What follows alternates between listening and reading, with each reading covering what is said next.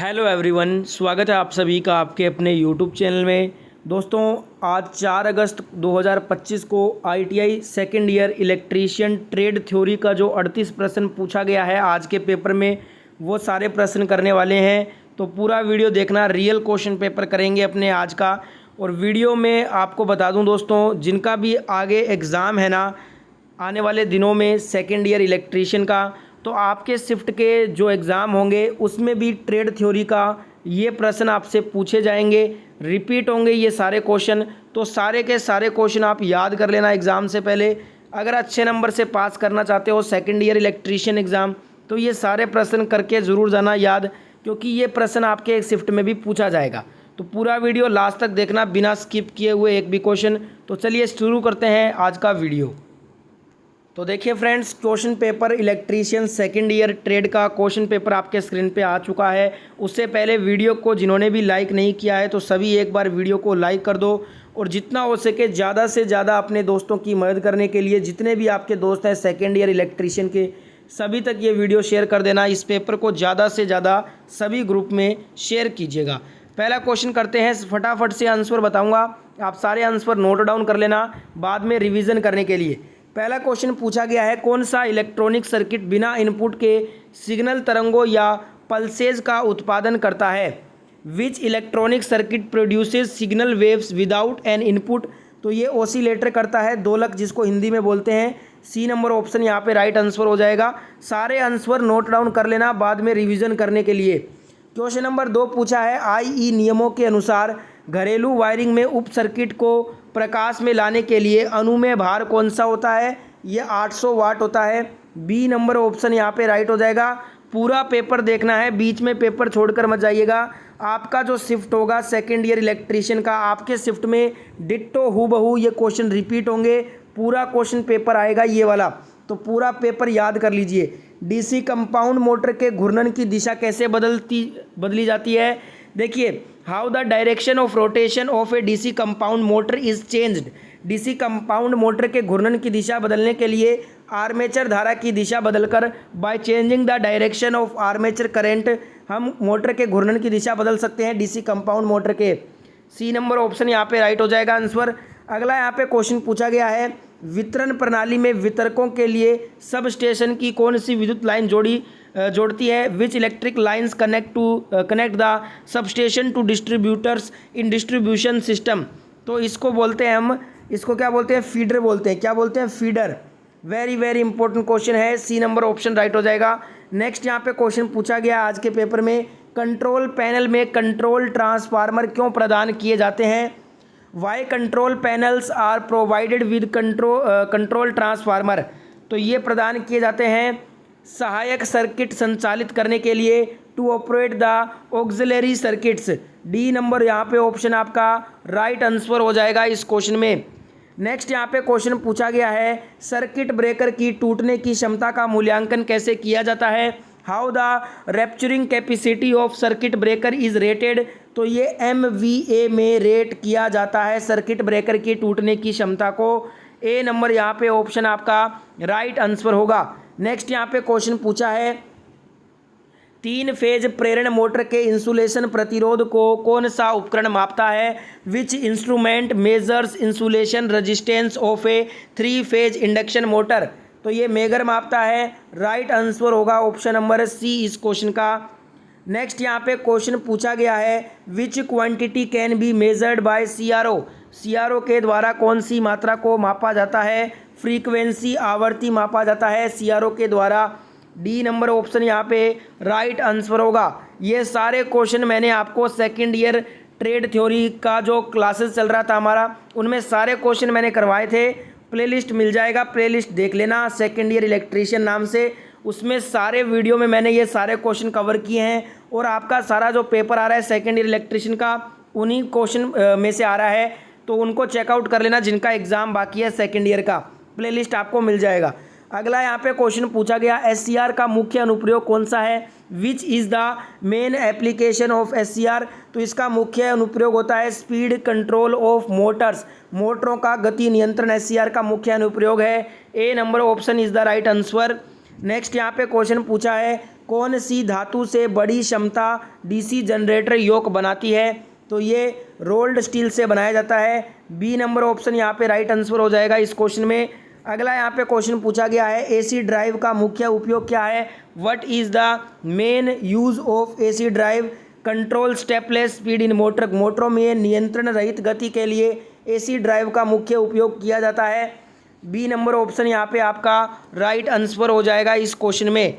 अगला क्वेश्चन यहाँ पे पूछा गया है, which formula to find the percentage voltage regulation in alternator. Percentage voltage regulation in alternator का जो फॉर्मूला होता है वो होता है VNL माइनस VFL बटा में VFL गुना में 100। ये अल्टरनेटर में प्रतिशत वोल्टेज विनियमन की ज्ञात करने का सूत्र होता है। ए नंबर ऑप्शन यहाँ पे आपका राइट आंसर हो जाएगा। नेक्स्ट यहाँ पे क्वेश्चन पूछा है, what is the name of part marked x in DC generator. यहाँ पे ये डायग्राम आप देख रहे हैं, इसमें ये वाला जो भाग मार्क किया हुआ है एक्स से, इसको क्या बोलते हैं डीसी जनरेटर में? इसको बोलते हैं पोल शू। क्या बोलते हैं? पोल शू के नाम से ये जाना जाता है। सी नंबर ऑप्शन राइट हो जाएगा। अगला क्वेश्चन पूछा है, पावर कंट्रोल सर्किट में डायक का उद्देश्य क्या होता है?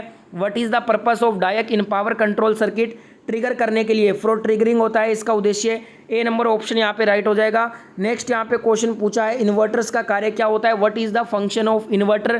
Convert DC to AC. DC को एसी में बदलना इन्वर्टर का काम होता है। राइट आंसर हो जाएगा, D number option is the right answer. Next यहाँ पे क्वेश्चन पूछा गया है, ओवरहेड लाइनों पर उपयोग किए जाने वाले कंडक्टर का नाम बताइए। What is the name of conductor used on overhead lines? इसको बोलते हैं ACSR। Right answer option number B हो जाएगा इस क्वेश्चन में। नेक्स्ट यहाँ पे क्वेश्चन पूछा है, what is the name of AC motor starter. ये AC मोटर स्टार्टर का कौन सा डायग्राम है आपको बताना है, ये कौन सा AC मोटर का स्टार्टर है। आपने देख लिया ये डायग्राम, तो इसका बोलते हैं ऑटो ट्रांसफार्मर स्टार्टर। क्या है ये? ऑटो ट्रांसफार्मर स्टार्टर है। सी नंबर ऑप्शन यहाँ पे राइट हो जाएगा। अगला यहाँ पे क्वेश्चन पूछा गया है, हाई स्पीड ऑपरेशन के लिए AC ड्राइव बेहतर अनुकूल क्यों होता है? कोई ब्रश और कम्यूटेशन इसमें नहीं होता है, इसलिए हाई स्पीड ऑपरेशन के लिए AC ड्राइव बेहतर अनुकूल है। Right answer option number D हो जाएगा इस क्वेश्चन का। अगला क्वेश्चन आंसर पूछा गया है, हार्ड डिस्क ड्राइव के लिए किस प्रकार की सिंगल फेज मोटर का उपयोग किया जाता है? Which type of single phase motor is used for hard disk drives? तो इसके लिए स्टेपर मोटर का यूज़ हम करते हैं। सी नंबर ऑप्शन यहाँ पे राइट आंसर हो जाएगा। अगला क्वेश्चन यहाँ पे पूछा गया है, किस प्रकार के वाइंडिंग तार को सबमर्सिबल पंप मोटर्स को वाइंडिंग करने के लिए उपयोग किया जाता है? PVC कवर प्रकार के। ए नंबर ऑप्शन यहाँ पे राइट हो जाएगा आंसर। अगला क्वेश्चन यहाँ पे पूछा है आपसे, कौन सा नियम डीसी मोटर में फ्लक्स की दिशा को पहचान करता है? फ्लेमिंग का बाएं हाथ का नियम। बी नंबर ऑप्शन यहाँ पे राइट आंसर होगा इस क्वेश्चन का। अगला यहाँ पे क्वेश्चन पूछा है, एक निष्क्रिय घटक कौन सा है? Which is a passive component. तो यहाँ पे जो आपका कैपेसिटर होता है, संधारित्र, ये एक निष्क्रिय घटक में आता है। ए नंबर ऑप्शन यहाँ पे राइट आंसर हो जाएगा। अगला क्वेश्चन पूछा है, name the part marked as X in hydro electric plant.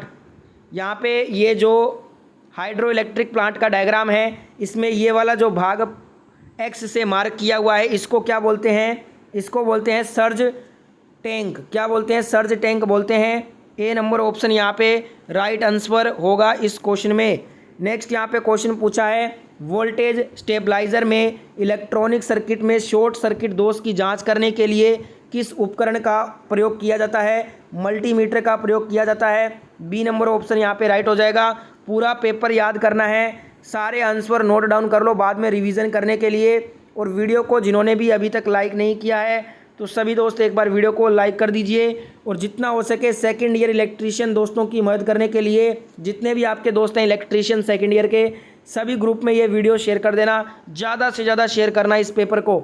अगला क्वेश्चन यहाँ पे पूछा गया है, डीसी स्टार्टर्स के प्रतिरोध को शुरू करने के लिए किस सामग्री का उपयोग किया जाता है? Which material is used for starting resistance of DC starters. तो इसमें यूरेका का यूज़ किया जाता है। डी नंबर ऑप्शन यहाँ पे राइट आंसर होगा इस क्वेश्चन का। नेक्स्ट यहाँ पे क्वेश्चन पूछा गया है, रीवाइंडिंग प्रक्रिया में वार्निशिंग से पहले मोटर के लिए प्री हिंटिंग क्यों आवश्यक होती है? रीवाइंडिंग प्रक्रिया में वार्निशिंग से पहले मोटर के लिए प्री हीटिंग आवश्यक होती है, क्योंकि वाइंडिंग परतों के बीच की नमी को बाहर निकालने के लिए, to drive out the moisture in between winding layers. Right answer option number A होगा इस क्वेश्चन में। नेक्स्ट क्वेश्चन आज पूछा गया आपसे, what is the full form of PWM। PWM का फुल फॉर्म होता है पल्स विड्थ मॉड्यूलेशन। ठीक है, तो यहाँ पे सी नंबर ऑप्शन राइट हो जाएगा। अगला क्वेश्चन पूछा है, डीसी जनरेटर में स्प्लिट रिंग का कार्य क्या होता है। What is the function of split rings in a DC generator.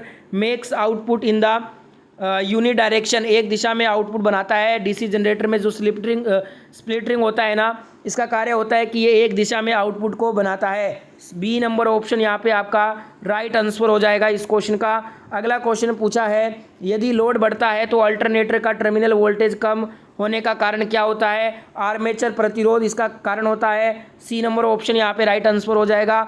Next यहाँ पे क्वेश्चन पूछा गया है, what is the part marked as X in DC generator. ये जो डीसी जनरेटर का भाग है, जिसे ये वाला जो भाग जिसे मार्क किया गया है एक्स से, इसको क्या बोलते हैं डीसी जनरेटर में। कम्यूटेटर रेजर बोलते हैं। Right answer option number B होगा इस क्वेश्चन का। अगला क्वेश्चन पूछा गया है, स्लिप रिंग इंडक्शन मोटर में वाउंड रोटर से क्यों फिट किया जाता है। Why slip ring induction motor is fitted with wound rotor. ये किया जाता है to get high starting and running torque के लिए, उच्च स्टार्टिंग और रनिंग टॉर्क के लिए किया जाता है। ये ए नंबर ऑप्शन यहाँ पे राइट आंसर होगा। अगला क्वेश्चन पूछा है, electronic fan regulator control circuit में किस कंट्रोल डिवाइस का उपयोग किया जाता है। Which control device is used in electronic fan regulator control circuit. इसके लिए ट्राइक का यूज़ किया जाता है। ए नंबर ऑप्शन यहाँ पे राइट आंसर हो जाएगा इस क्वेश्चन में। अगला क्वेश्चन पूछा है, which power plant is more efficient. किस प्रकार का बिजली संयंत्र अधिक कुशल होता है। तो जो आपका हाइड्रो इलेक्ट्रिक पावर प्लांट है ना, ये मोर सफिशिएंट होता है, आपका मोर एफिशिएंट होता है हाइड्रो इलेक्ट्रिक पावर प्लांट। ठीक है, अधिक कुशल होता है ये। Right answer option number C हो जाएगा इस क्वेश्चन का। अगला क्वेश्चन पूछा गया है, what is the necessity of starter of for DC motor. DC motor के लिए स्टार्टर की क्या आवश्यकता होती है। तो यहाँ पे आपकी लिमिट द आर्मेचर करंट को सीमित करने के लिए डीसी मोटर में स्टार्टर की आवश्यकता होती है। बी नंबर यहाँ पे ऑप्शन आपका राइट आंसर होगा इस क्वेश्चन में। अगला क्वेश्चन पूछा है, डीसी जनरेटर में प्रेरित ईएमएफ की दिशा ज्ञात करने के लिए किस नियम का उपयोग करते हैं। फ्लेमिंग के दाहिने हाथ का नियम, फ्लेमिंग राइट हैंड रूल का यूज़ किया जाता है इसमें। सी नंबर ऑप्शन यहाँ पे राइट आंसर हो जाएगा। अगला क्वेश्चन पूछा है, निरंतर गति ड्राइव के लिए डीसी मोटर का उपयोग क्यों किया जाता है। Which DC motor is used for constant speed drives. DC shunt motor का यूज़ करते हैं। ए नंबर ऑप्शन यहाँ पे राइट होगा। नेक्स्ट यहाँ पे क्वेश्चन पूछा है, कम्यूटेटर भारी स्पार्क क्यों कर रहे हैं। Why commutators are sparking heavily. Brush की गलत स्थिति के कारण, इनकरेक्ट ब्रश पोजीशन के कारण होता है ये। बी नंबर ऑप्शन यहाँ पे राइट आंसर हो जाएगा। लास्ट क्वेश्चन इस पेपर का जो पूछा गया आपसे, नियंत्रण सर्किट में सर्किट ब्रेकर के ब्रेकिंग ऑपरेशन में रिले का कार्य क्या होता है। What is the function of relay to the breaking operation of circuit breaker in control circuit. ये होता है ब्रेकर संचालित करने के लिए दोष की स्थिति की व्याख्या करता है ये। Interrupting the fault situation to operate breaker. यहाँ पे राइट आंसर क्या हो जाएगा, बी नंबर ऑप्शन राइट हो जाएगा। तो ये था दोस्तों आपका ITI second year electrician theory का क्वेश्चन पेपर। ये सारे क्वेश्चन पेपर आपके शिफ्ट में पूछे जाएंगे, जिनका भी आने वाले दिनों में सेकेंड ईयर इलेक्ट्रीशियन ट्रेड का एग्जाम है। आपके शिफ्ट में ये सारे क्वेश्चन रिपीट होंगे, इसलिए इस वीडियो को बार बार देखिएगा जब तक ये सारे क्वेश्चन आपको याद ना हो जाएं। वीडियो को लाइक और शेयर कर देना। रोजाना ITI की वीडियो देखने के लिए आप इस चैनल को सब्सक्राइब करके पास वाले नोटिफिकेशन बेल को भी ऑन कर लीजिएगा।